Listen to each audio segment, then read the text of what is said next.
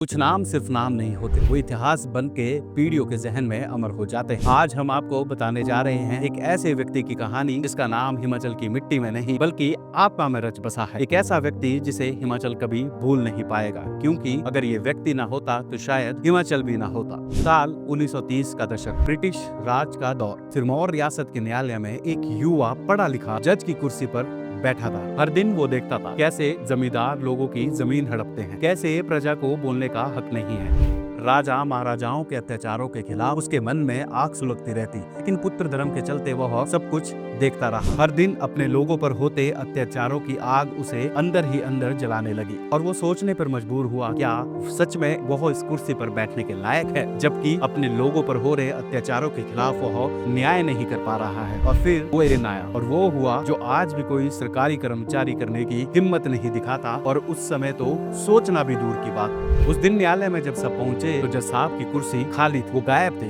कुछ था तो सिर्फ एक पत्र। दरबार में हड़कंप मच गया। उसने अपनी कुर्सी छोड़ दी, सरकारी पद, वेतन, मान सम्मान सब त्याग दिया, और जहां वो गए थे वो और भी चौंका देने वाला था। वो शामिल हुए प्रजामंडल आंदोलन में। लेकिन वो कौन था, उसने ऐसा क्यों किया, इसका जवाब अभी बाकी है। प्रजामंडल आंदोलन में एक नया नेता उभरा था। लोग उसे नेताजी कहकर पुकारते थे। उसने गांव-गांव जाकर किसान को संगठित किया और रियासती शोषण के खिलाफ जनमत तैयार किया। कई बार जेल गया, लेकिन हर बार मजबूत होकर बाहर निकला। लेकिन एक रहस्यमय सवाल अब भी था, आखिर वो नेता कौन था, क्यों उसने अपना सब कुछ दांव पर लगा दिया था। 15 अगस्त 1947 को भारत आजाद हुआ। मौजूदा सोलन के दरबार हॉल में एक गुप्त मीटिंग हो रही थी, जिसमें तय होना था कि पहाड़ी इलाकों को क्या नाम दिया जाए। राजे रजवाड़ों के साथ दिल्ली के अफसर भी मौजूद थे। इस बीच एक आश्चर्यजनक बात हुई। वो व्यक्ति जिसने पहाड़ियों के लिए संघर्ष किया, उसे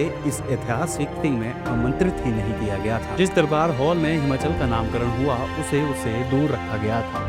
आखिर वो कौन था, अब इसका जवाब सामने आने वाला है। साल 1952, वो रहस्यमय न्यायाधीश, वो त्यागी, वो नेता, वो व्यक्ति जिसे दरबार हॉल से बाहर रखा गया था, हिमाचल प्रदेश का पहला मुख्यमंत्री बना। जी हाँ, हम बात कर रहे हैं डॉक्टर यशवंत सिंह परमार की। अभी सत्ता हाथ आई थी, लेकिन परमार के सामने एक बड़ी चुनौती थी। सत्ता हिल गई थी। परमार था हिमाचल का पंजाब में विलय। दरअसल ये सब अचानक नहीं, इसकी जड़ें 1953 की राज्य पुनर्गठन आयोग में थी। 1955 में आयोग की रिपोर्ट आई और सिफारिश की गई कि हिमाचल को पंजाब में मिला दिया जाए। आयोग के अध्यक्ष फजल अली ने कहा, हिमाचल एक छोटा और अस्थायी राज्य है, प्रशासनिक दृष्टि से इसे पंजाब में सम्मानित कर देना ही बेहतर होगा। लेकिन इस प्रस्ताव के सबसे बड़े विरोधी थे डॉक्टर परमार। उन्होंने संसद समिति, राष्ट्रपति और प्रधानमंत्री को कई चिट्ठियां लिखी। उन्होंने कहा, पहाड़ सिर्फ भौगोलिक सीमा नहीं बल्कि सांस्कृतिक इकाई है और इस इकाई को मिटा देना भारत की विविधता पर हमला हो। लेकिन नेहरू सरकार नहीं झुकी। फजल अली आयोग की सिफारिशों को लागू करने की तैयारियां शुरू कर दी गई थी। इस बीच डॉक्टर परमार ने एक ऐतिहासिक निर्णय लिया।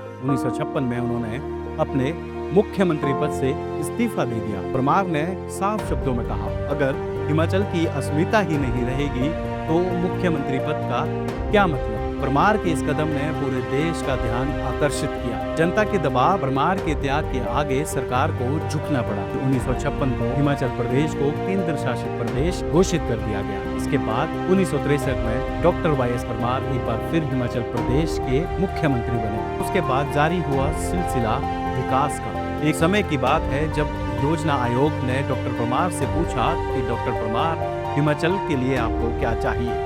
तो डॉक्टर परमार ने कहा, सड़क, सड़क और सिर्फ सड़क। क्योंकि परमार जानते थे, जहां सड़क नहीं वहां स्कूल नहीं, जहां सड़क नहीं वहां अस्पताल नहीं। उन्होंने पहाड़ काटे, उन्होंने पुल बनवाए और दूर गांव तक पहुंच बनाई, और यही वो दौर था जब हिमाचल घाटियों से जुड़ा राज्य बना। परमार ने विश्वविद्यालय की नींव रखी, गांव की शिक्षा को बढ़ावा दिया और पंचायती सशक्तिकरण पर जोर दिया। 25 जनवरी 1971 को हिमाचल प्रदेश 18वें राज्य का दर्जा भी दिलवाया और डॉक्टर परमार एक बार फिर पूर्ण राज्य के पहले मुख्यमंत्री भी बने। एक दिन वो फिर चुपचाप कुर्सी से उठे और 1977 में हमेशा के लिए राजनीति से विदा ले ली। ना कोई उत्तराधिकारी छोड़ा और ना ही कोई राजनीतिक विरासत, बस हिमाचल हिमाचल को पहचान, आत्मसम्मान और भविष्य देकर चल दिए। आज जब भी 4 अगस्त का दिन आता है तो हिमाचल में एक खास उत्सव मनाया जाता है। ये जन्मदिन है उस महान शख्सियत डॉ. वाई.एस. परमार का, जिसने अपने सिद्धांतों के लिए एक नहीं कई बार सत्ता को ठुकराया है, और सिर्फ इसलिए कि उसे अपनी माटी और अपने लोगों से प्यार था।